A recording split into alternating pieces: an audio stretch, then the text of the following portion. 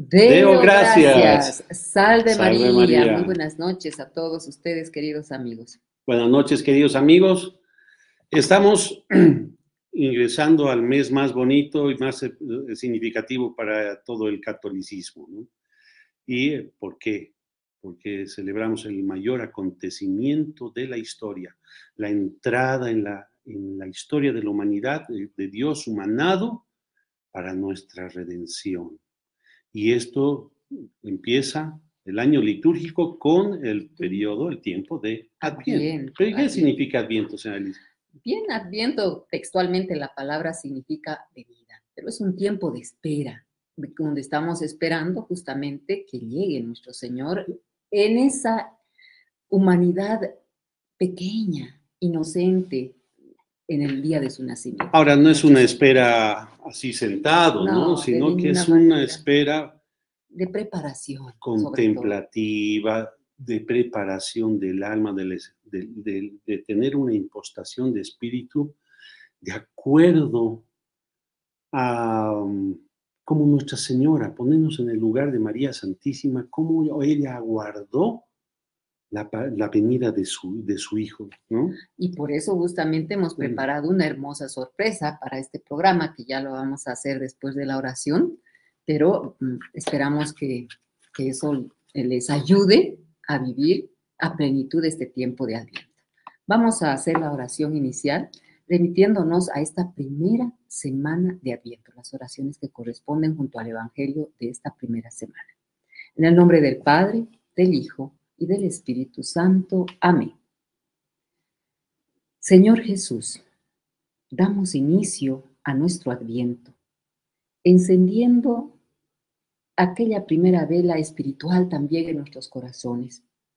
Queremos estar atentos y vigilantes a la espera de tu venida y te pedimos nos ayudes a preparar nuestros corazones para poder recibirte con amor.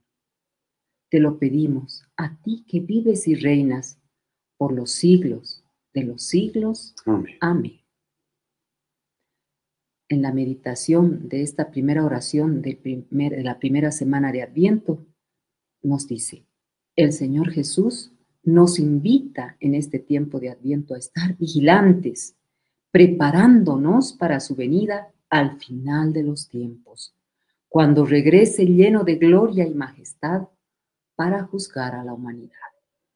Y el Evangelio que aplica para este primer domingo de Adviento que pasó fue Mateo 24, 37 a 44, que dice: exhortación a la vigilancia. Como en los tiempos de Noé, así será la venida del Hijo del Hombre, porque como en los días que precedieron al diluvio, comían y bebían y se casaban ellos y ellas, hasta el día en que entró Noé en el arca, y no se dieron cuenta hasta que vino el diluvio y los arrebató a todos. Así será también la venida del Hijo del Hombre. Entonces estarán dos en el campo, y uno será tomado y otro abandonado. Dos molerán juntas, y se tomará a una y se dejará a la otra. Velad, pues, porque no sabéis en qué día va a venir vuestro Señor. Y considerad que si el amo de casa supiera a qué hora de la noche viene el ladrón, estaría en vela y no permitiría socavar su casa. Por eso también vosotros estad preparados, porque a la hora que no penséis vendrá el Hijo del Hombre. Palabra de Dios. Gloria a ti, Señor Jesús. Dios Padre nuestro, nos prometiste un Salvador para ejercer la justicia y el derecho en la tierra. Te pedimos nos ayudes a perseverar en la fe, confiando siempre en tu amor y esperando con gozo infinito la llegada de tu Hijo, el Salvador prometido. Por Cristo nuestro Señor. Amén. En nombre del Padre, del Hijo, del Espíritu Santo. Amén. Muy bien. Queridos amigos, radioescuchas, aprovechando las benditas ondas de Radio María que lleguen hasta los confines de esta patria y más allá, para el bien de nuestras almas, sobre todo en este tiempo, nosotros queremos ceñirnos a manera de darles un regalo y justamente como es el propósito del Adviento, prepararnos debidamente para el nacimiento y una preparación que involucre realmente empezar a comprender con ojos de fe lo que ha significado, Verdaderamente. ¿no? El nacimiento de nuestro Señor Jesucristo y verlo a través del prisma de la retina de los ojos de su Madre María Santísima. Y qué mejor para ello, queremos justamente darles este obsequio que adelantábamos hace un momento. Eh, Vamos a leerles el capítulo 8 de esta obra insigne de Monseñor Juan Escornamiglio Clá Díaz, fundador de los Heraldos del Evangelio, que se denomina María Santísima, el paraíso de Dios revelado a los hombres, volumen 2, que se refiere a los misterios de la vida de María, una estela de luz, dolor y gloria. Y es justamente este libro que está basado sobre todo en una mariología tan profunda, tan hermosa, de los principales estudiosos, doctores, teólogos, como también en revelaciones privadas, queridos amigos. Y por eso mismo nosotros con la señora Elisa vimos por conveniente reflejarles fidedignamente cómo está descrito y escrito justamente este episodio bendito del nacimiento de nuestro Señor, para que ustedes dejen volar la imaginación y se eleven en admiración. En este tiempo especialmente. Claro, ustedes se van a dar cuenta y van a degustar la riqueza en pormenores, en detalles.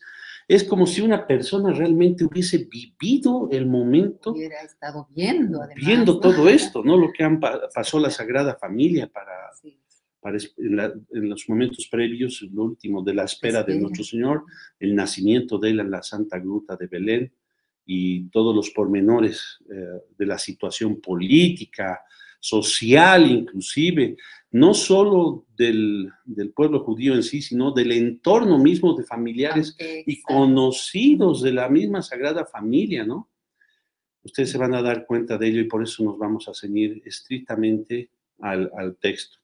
Esperamos, por lo tanto, al ser de una riqueza, no lo vamos a leer de una manera fría, sino vamos a tratar de que ustedes degusten esto y por eso mismo estimamos que va a demandar justamente nuestros próximos programas. Así es, será un relato hermoso, maravilloso, profundamente espiritual, así que les pedimos pues se acomoden en la quietud de sus hogares para poder, o donde se encuentren, para poder ir siguiendo secuencialmente estos programas a partir de hoy. Este libro, recapitulando, de autoría de Monseñor Juan Clá, fue una obra en 3 volúmenes, escrito el año 2020, y está editado por Editrice Vaticana, ¿no? Es la editorial del Vaticano. Pues bien, con esta introducción nos vamos a adentrar justamente ahora al relato, con la licencia de ustedes. Capítulo 8. María en el nacimiento del Señor. Luz, rechazo y gloria. Quizás ningún gobernante haya imaginado que su nombre pasaría a la historia, sobre todo en virtud de un edicto de recensamiento, práctica tan común en los reinos de otrora. César Augusto, sin embargo, le debe gran parte de su fama al hecho de haber decretado que todos los ciudadanos del imperio, entonces en el cenit de su prestigio, se registrasen en las respectivas ciudades de origen. San José pertenecía a la casa de David en cuanto príncipe heredero de un trono que por más de 400 años permanecía vacante, a la espera del Salvador prometido. Obligado por las circunstancias a dirigirse a Belén, acompañado de su virginal esposa, en realidad él ejecutaba la voluntad divina, la cual se manifestaba por medio de una causa secundaria, intrascendente a los ojos de los hombres, pero llena de significado a la luz de la fe. En efecto, era preciso que se cumpliese la profecía de Miqueas. Mas tú, Belén de Éfrata, tan pequeña entre los clanes de Judá, es de ti que saldrá para mí aquel que es llamado a gobernar Israel. Sí, el rey que debía heredar el trono de David, su padre, nacería de la casa del pan. Y este es el origen del nombre de la ciudad de Belén, queridos amigos, debido a la fecundidad de sus tierras en la producción de cereales. Nada es pequeño o despreciable cuando se torna blanco de la benevolencia de Dios. El nombre de la ciudad natal del Santo Patriarca aún resuena con encanto a nuestros oídos, ya que allí tuvo lugar una de las escenas más bellas de la historia, en que la candura de la inocencia se alió con la grandeza fulgurante del rayo, el nacimiento del Verbo encarnado. Obedeciendo a la orden imperial, los santos esposos emprendieron el arduo viaje de Nazaret a Belén. El estado de Nuestra Señora retardaba la marcha, pues San José velaba por el bien de ella y del niño.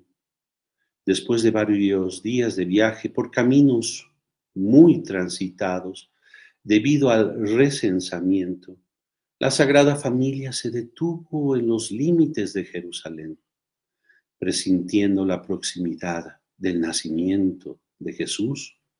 María quería prepararse de la mejor manera posible.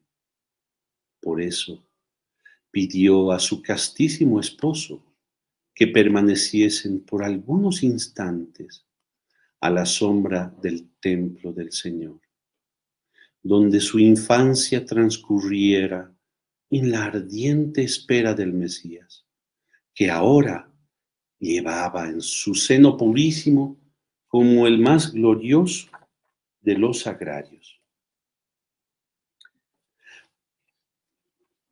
La visita de la ciudad santa llenó de emoción el espíritu de la Santísima Virgen y de modo inefable el del propio niño Dios, aún oculto a los ojos del mundo, pero en diálogo místico con su bondadosísima madre. Aquel lugar en el que el Padre había mostrado su gloria al pueblo escogido sería el escenario de muchos episodios de la vida pública de Jesús, marcados por el anuncio impertérrito de la verdad, por la persecución de los malos y por la lucha contra los fariseos y la decadente casta sacerdotal. Pero eso no era todo. ¿Cuántos pensamientos debieron llenar la mente del infante al saber que estaba en el lugar donde daría su vida como Cordero Inmaculado por la salvación de los hombres? Por su participación en la visión beatífica, él ya conocía la profecía que años después pronunciaría sobre su muerte. No es admisible que un profeta muera fuera de Jerusalén. Lucas 13:33. Nuestra Señora y por medio de ella San José no quería sino estar en consonancia con los divinos pensamientos de Jesús. Sin embargo, en esa ocasión, él no permitió que su madre se detuviera en la perspectiva del dolor y la sangre que lo envolvía, incluso antes de que él naciera, dejándola entrever apenas una punta de sus pensamientos. De este modo, la Virgen solo percibió que su hijo meditaba respecto al rechazo que le esperaba a él de parte de las élites, de una buena parte del pueblo judío, como Isaías había anunciado.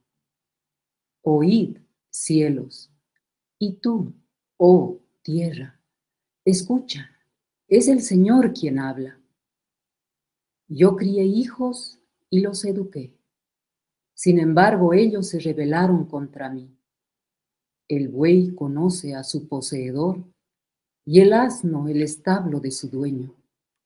Pero Israel nada sabe y mi pueblo no tiene entendimiento. Era necesario que la reina de los ángeles se regocijara con tantas maravillas que Dios había hecho por su humilde esclava y en ella por todos los elegidos. Al contemplar las paredes del templo y las ventanas de los aposentos que ocupara hasta hace poco, María exultaba por la magnificencia del Altísimo. Ella había anhelado ser esclava de la progenitora del Mesías para poder servirla en todo. Y ahora se veía elevada a la dignidad de Madre de Dios. Tomada del gaudio del Espíritu Santo, se humilló, reconociendo su nada, y movida por un élan interior, entonó en el secreto de su corazón un nuevo Magnificat. San José, con su fino discernimiento de los espíritus, seguía atentamente los sublimes movimientos del alma de su esposa y procuraba armonizar sus sentimientos con los de ella, componiendo juntos un nuevo cántico que llenaba de júbilo a los ángeles y a la propia Trinidad. Esos intervalos de intenso recogimiento vinieron a compensar las penurias del viaje, preparando al santo matrimonio para uno de los momentos auge de la historia, el nacimiento de Dios.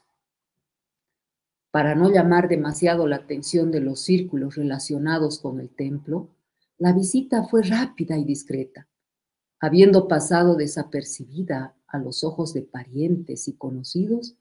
Arribaron a una posada digna, situada al sur de Jerusalén, cerca del camino que conducía a la ciudad de David.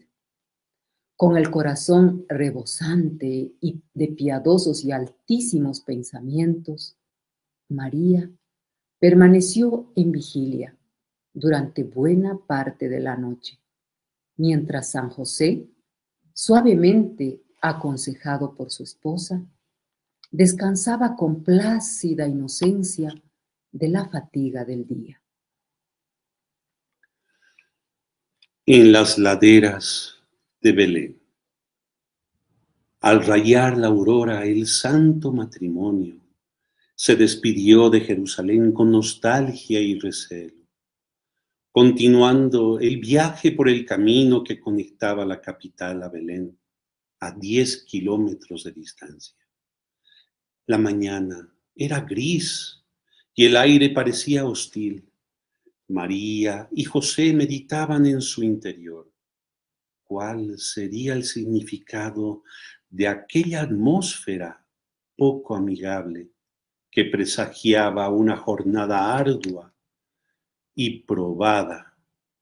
El niño Jesús parecía especialmente tranquilo y, por así decirlo, silencioso en el vientre castísimo de su madre. Salir de aquel palacio de virtud que era María para entrar en el mundo del pecado constituía una gesta dolorosa y épica para la cual él como que precisaba prepararse en su santísima humanidad. El celo por la gloria de Dios era el denominador común que unía a María y José. Ese matrimonio virginal no anhelaba otra cosa sino reverenciar, servir y alabar al Creador con toda la fuerza de sus almas. Por eso, a medida que la ciudad de Belén se hacía más nítida en el horizonte, ambos rezaban al Padre Celestial a fin de encontrar un lugar apropiado para el nacimiento del niño Dios. Con el paso del tiempo, se había intensificado la hostilidad de los habitantes de Belén contra la rama real que, con santa ansiedad y pureza de intención, esperaba la venida del Mesías. En su juventud, José había sufrido un verdadero ostracismo por parte de una cierta parcela de su familia que había perdido la esperanza de la gloria futura y buscaba llevar una vida cómoda y mediocre. Desde el momento en que él abandonara la ciudad de David, la brecha que separaba los corazones solo había aumentado. Y los pocos parientes que mantenían una sincera afinidad con el glorioso patriarca se habían trasladado a las aldeas vecinas para evitar la persecución de los malos. Teniendo presente ese fondo de cuadro, San José caminaba pensativo, pero con la cabeza en alto, pues confiaba en el auxilio divino. Con cada paso se preguntaba cuál sería la mejor manera de mover a compasión a aquellos parientes. Llegado a la ladera de la pequeña ciudad, se detuvo por un instante y, mirando a Nuestra Señora, le suplicó que rezara por la victoria en la batalla inminente. Vino para lo que era suyo, pero los suyos no lo recibieron. Ni la diplomacia de San José, ni el estado de María, ni el inminente nacimiento de Jesús, nada conmovió a los belenitas. Después de pasar una noche en casa de un familiar del santo patriarca, fueron despedidos de forma grosera y pasaron el día en vano buscando otro lugar adecuado. Ninguna puerta se abrió para recibir al Mesías prometido. El rechazo más completo, el fingimiento cínico o el desinterés marcaron el deambular de los esposos. Se cumplía por primera vez y de modo lancinante la frase del Evangelio de San Juan: vino para lo que era suyo, pero los suyos no lo recibieron. Juan 1:11. Una tremenda aprobación asaltó al jefe de la Sagrada Familia. Fue por alguna culpa oculta suya que la providencia trataba así al unigénito del Padre, cuya custodia le había sido confiada. Solo la serenidad imperturbable de Nuestra Señora traía un poco de paz al ánimo desconsolado de su esposo, que había desistido de contar con cualquier benevolencia por parte de los parientes. En vista de la dócil conformidad de María ante la adversidad, San José decidió alejarse de la agitación de la ciudad para contemplar el horizonte y esperar el auxilio divino. Ante el vasto panorama que se abría en dirección al sur, Nuestra Señora tomó la palabra con delicadeza y dijo: mi amado esposo, no os perturbéis. ¿Acaso no recordáis de la palabra de Dios pronunciada a Samuel cuando Israel quiso ser como los otros pueblos y tener un rey en lugar del profeta? Esa misma palabra Dios la dirige a vos hoy. Permíteme recordarla. No es a ti a quien rechazan, sino a mí, porque ya no quieren que yo reine sobre ellos. Hacen contigo como siempre me lo han hecho a mí, desde el día que los saqué de Egipto hasta el presente. me abandonan para servir a dioses extraños. Quédate en paz, José, Dios providenciará. Un haz de luz y una gruta bendecida.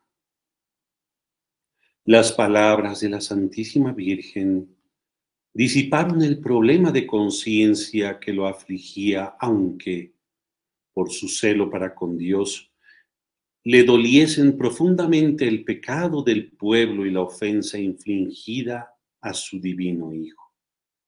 En ese instante, al final del camino, surgió un grupo de animados niños, capitaneados por un primo de San José llamado Simeón, hijo de su tío Judas. Ellos residían cerca de Belén y habían subido a la ciudad en busca del matrimonio, impulsados por la fuerte impresión de que algo grandioso sucedería con ellos. La lozanía de los niños y la mirada de fuego de Simeón dispersaron las nubes oscuras de la aprobación que cubrían el espíritu del santo patriarca por el rechazo de los belemitas en relación al Mesías. Encantado con las manifestaciones de enlevo, ternura y entusiasmo de aquellos inocentes por la reina de los ángeles y por el niño que llevaba en su seno, él percibía que la aurora de un nuevo sol comenzaba a rayar. Jesús no había sido acogido por los habitantes de Belén, pero el fiel resto de Israel, lleno de futuro y vigor sobrenatural, lo circundaban con tal adhesión y amor que hacían soplar con gallardía los vientos de la victoria. Tomado por estos sentimientos, José levantó la mirada y vio un haz de luz entre las nubes que iluminaba con precisión un lugar muy familiar para él. Era la gruta donde a menudo se había refugiado durante su juventud, en momentos de aislamiento y de lucha contra las tentaciones y persecuciones.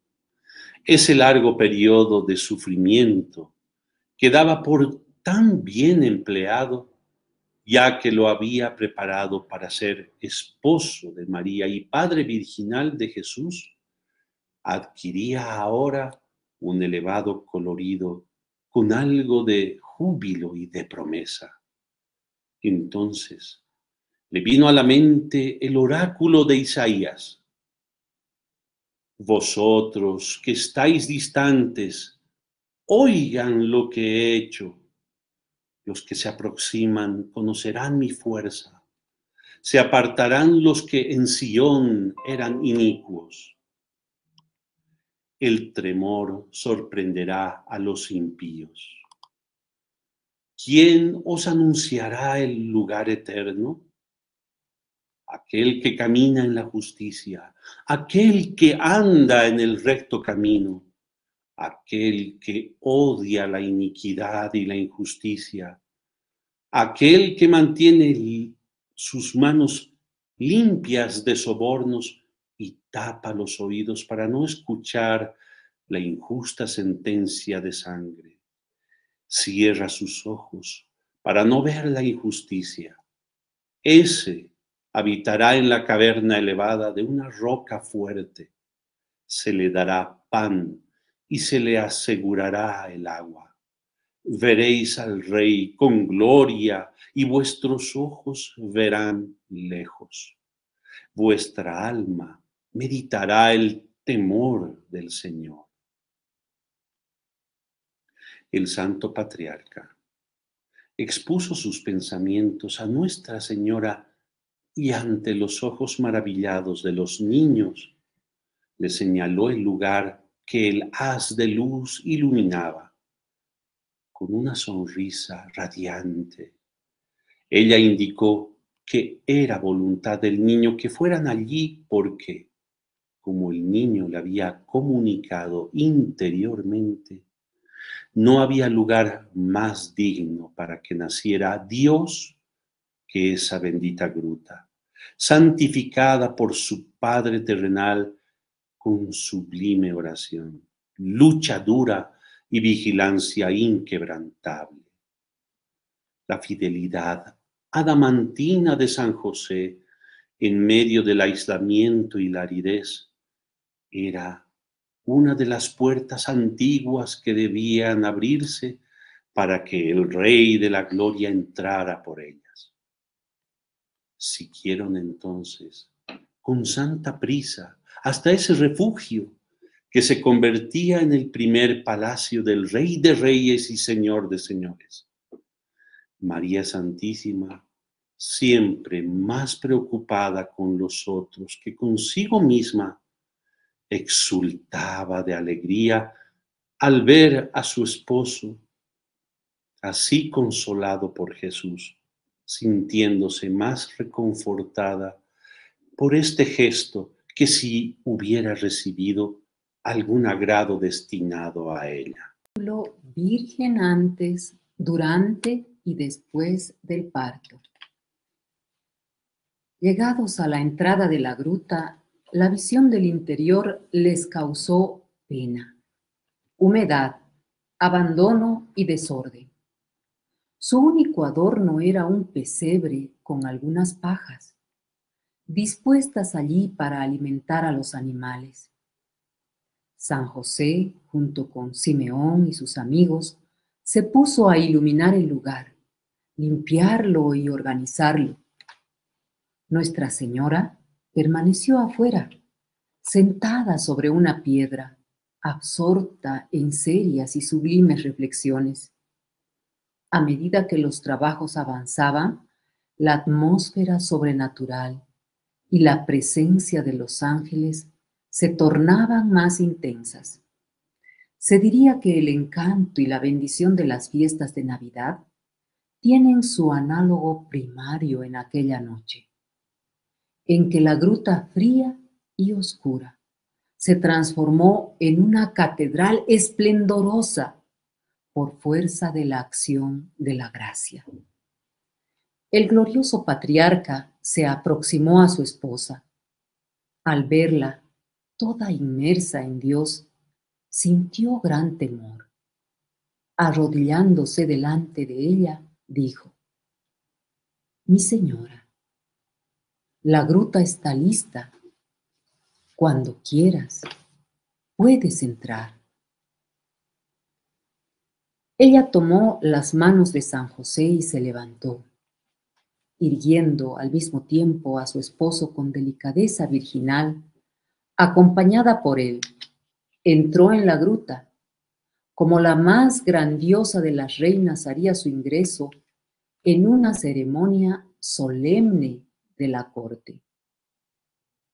Su presencia llevó al pináculo del clima de bendiciones. Todo parecía estar penetrado por una suave luz, llena de misterio y de alegría. Nuestra Señora irradiaba tal inocencia y paz que San José se preguntaba si no sería ya una visión del cielo. Apenas acomodada, María se puso de rodillas en actitud de gran recogimiento. Aunque estuviese cada vez más arrebatada en la contemplación, se volvió a San José y con una sonrisa encantadora le hizo presentir que se acercaba el momento del parto. En la faz de Nuestra Señora se evidenciaba tal efecto en relación a su esposo que las últimas tinieblas de la prueba se disiparon, bien mereciendo ella en aquella ocasión el título de consoladora de los afligidos. San José se retiró a un rincón para rezar, no sin antes aconsejar a Simeón y sus amigos que descansaran. Estos, sin embargo, permanecieron fuera de la gruta, a la espera del grandioso acontecimiento.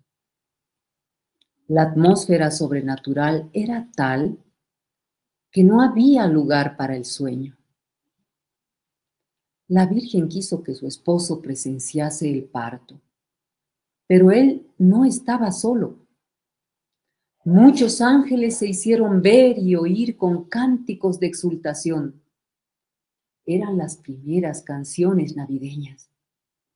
Nuestra Señora como que se transfiguró delante de él, emitiendo una luz cada vez más intensa, venida del propio Jesús, el cual preparaba su nacimiento en una epifanía de gloria impar. De forma milagrosa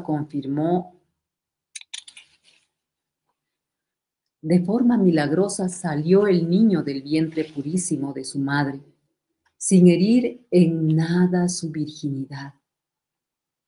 Al contrario, él la confirmó y ennobleció aún más. María dio a luz a su hijo primogénito y envolviéndolo en fajas, lo reclinó en un pesebre. San José, transido de admiración y de temor a Dios, se tornó así en testigo de su triple virginidad, antes, durante y después del parto. Breves instantes después del inaudito suceso, Simeón y sus amigos se acercaron a la entrada de la gruta, en un silencio reverente y con el alma transida de estupor, sin atreverse a entrar.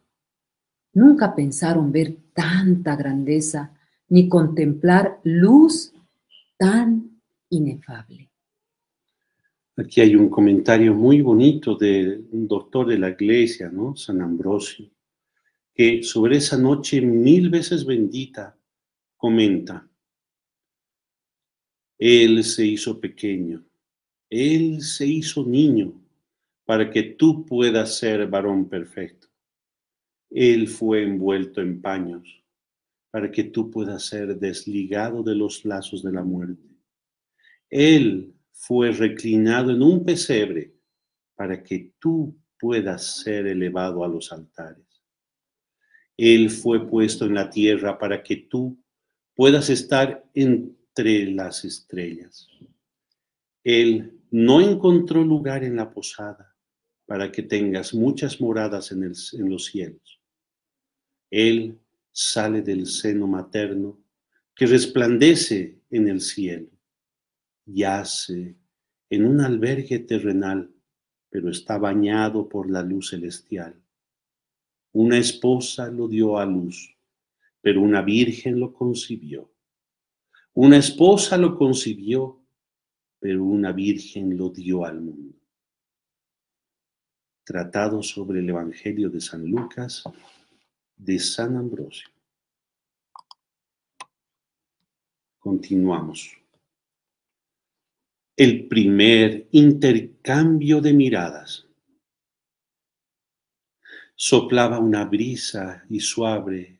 suave y fría brisa de invierno en aquel ambiente adornado solamente con las virtudes celestiales de los santos esposos y de Dios hecho hombre. Por primera vez, María cruzó miradas con su hijo. Qué infinitud de ternura, cariño y aprecio estaban contenidas en esa mirada. El regocijo del niño, ya expresado en la sonrisa, creció al contemplar la fisonomía de su madre virginal y por sentir más cerca el cumplimiento de su misión. Ella, a su vez, veía en la criatura todo el fulgor de la divinidad aliado al encanto de la pequeñez, la majestad del Rey del universo, unida a la familiaridad de un hijo, la fuerza del Todopoderoso engalanada con la delicadeza del infante. ¿Cómo describir este océano de bondad, de seriedad y de sacralidad? Ese primer intercambio de miradas contuvo en su riqueza y profundidad todas las demás, las cuales serían sus maravillosos desdoblamientos. Realidad tan sublime que escapa a la imaginación humana, siendo posible excogitarla solo a través de un fenómeno extraordinario de la mística. El niño Jesús se abandonó con toda confianza a los tiernísimos cuidados de su madre, elegida desde toda la eternidad para custodiarlo.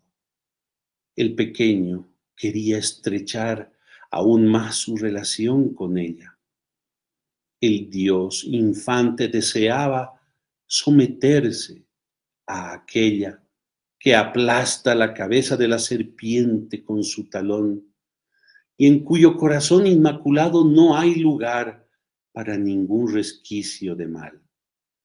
Detestada por ella con odio divino y en la perspectiva de la lucha futura que uniría a ambos en la cima del Gólgota, ya en este intercambio de miradas, el recién nacido le comunicó a la Santísima Virgen su deseo de entregarse enteramente por los hombres para cumplir la voluntad del Padre y su designio de tornarla reina de la creación, corredentora y partícipe de todos los misterios de Dios. Santa Catalina de Siena, que como ustedes saben, queridos amigos, doctora de la Iglesia, alaba así la divina prisa de Jesús infante por redimir a los hombres. Oh María, mi más dulce amor, veo que ese verbo tan pronto como fue concebida en ti, no estuvo exenta de la cruz del santo deseo, sino, por el contrario, poco después de su concepción, en él el anhelo de morir por la salvación del mundo fue introducido e incorporado, razón por la cual se encarnó. Le costó soportar durante largos años semejante deseo que anhelaba ver inmediatamente cumplido. Hay un subtítulo tan bonito que con el que podríamos cerrar el programa de hoy que se Alimentando al refiere. Dios que sustenta la creación. Después de haber cubierto al niño para protegerlo del frío de la noche, Nuestra Señora se detuvo por unos instantes delante del pesebre en profunda adoración. Aquella primera mirada había sido tan rica. Contemplaba extasiada la despretenciosa nobleza, la graciosa elevación y el encanto divino, como que plenamente contenidos en un recién nacido. Solo Dios podía concebir tal renuncia y rebajamiento, aliados a tremenda grandeza. Se acordaba, conmovida, de los 9 meses de convivencia con aquel que era hijo suyo e hijo del Padre, y admiraba la belleza inimaginable del bebito. Ver a Jesús le aseguraba un nuevo y más intenso convivio. Las impresiones que había conservado cuidadosamente en su corazón durante su gravidez, ahora se tornaban explícitas y, por así decirlo, coloridas. La frágil criatura entraba en el mundo como un guerrero, dispuesto a vencer a todos sus enemigos. Él aún no hablaba, pero era el consejero admirable. No caminaba, pero era el Dios fuerte que movía el universo, presentándose indefenso ante los hombres. Era el Hijo del Padre Eterno, el príncipe que establecería la paz en el mundo, mientras su espíritu de mística volaba por esos horizontes. Su instinto maternal le hacía acompañar con celo indecible las necesidades físicas de su hijito, el cual, de forma muy delicada, le manifestó tener hambre. El Verbo de Dios, que provee a su tiempo a toda la creación, aparecía delante de ella con hambre. Enternecida ante esa contingencia del Omnipotente, ella se apresuró a darle su bendita leche a Jesús. En este acto, sin embargo, Nuestra Señora discernió un altísimo significado. Era Dios quien tenía hambre, no solo ni principalmente del alimento material, sino de la dedicación de la humanidad en relación a Él. Era el Todopoderoso que pedía como limosna el amor de los elegidos, para saciar en medio del frío y las tinieblas de tantos corazones su deseo de ser amado. En el gesto maternal de María estaban simbolizados la sangre de los mártires, que los mártires derramarían al sellar con la muerte su fe en el Mesías. El celo de los pastores de almas, que entregarían su vida por el rebaño, como Él mismo lo haría desde lo alto de la cruz. El amor purísimo de las vírgenes, las cuales se consumirían como antorchas de caridad por el esposo inmaculado. El coraje y la fuerza de los profetas, que en su nombre defenderían los derechos divinos, denunciando la desvergüenza del mal y enfrentando todo tipo de persecuciones. Mas, de forma eminente, en ese gesto se concentraban el afecto, el servicio y desvelo, insuperables que ella misma ofrecería al Hijo cada día de su existencia terrena, hasta que lo viera ascender al cielo, nimbado de gloria. Perfecto. Muy lindo, ¿no? Maravilloso relato, ¿no? Con tantos detalles que nos sobrecoge el alma, esta forma tan hermosa y tan incomprensible a veces a nuestro entendimiento, no sé, ¿no? Yo creo que muchos de ustedes, queridos amigos que nos escuchan, se habrán preguntado alguna vez cómo habrá sido aquella noche del nacimiento de nuestro Señor. Imagínense tal el deseo, el amor de una madre, que por su humildad ella, desde su pequeñez, fue imaginando cómo sería el Mesías, cómo sería la madre del Mesías, sin saber que ella misma sería merecedora de ese título, de recibir esa gracia de engendrar y llevar al niño Dios en su vientre y verlo y darlo a luz a este mundo. Pues es muy bonito. Imagínense que, según varios teólogos, indicarían que coinciden en indicar que nuestro Señor Jesucristo se encarnó en María Santísima el momento en que ella terminó de concebirlo en su mente y en su corazón. O sea, la figura del Mesías, cómo él sería, los rasgos no solo físicos, sino de su alma, dentro de las limitaciones que tenía Nuestra Señora como ser humano, pero exenta de pecado original, al tener ciencia infusa y todos los dones íntegros, ella configuró la figura del Mesías en su mente, en su corazón, y cuando terminó de hacerlo, ahí se dio la encarnación. Ahora imagínense la expectativa de ella y el sentimiento de madre, que ningún libro tal vez sea lo suficientemente capaz o ninguna lengua sea lo suficientemente dulce para reflejar el amor de esa madre de ver aquello que había imaginado materializarse, cristalizarse, ¿no? Y tenerlo por fin en sus manos.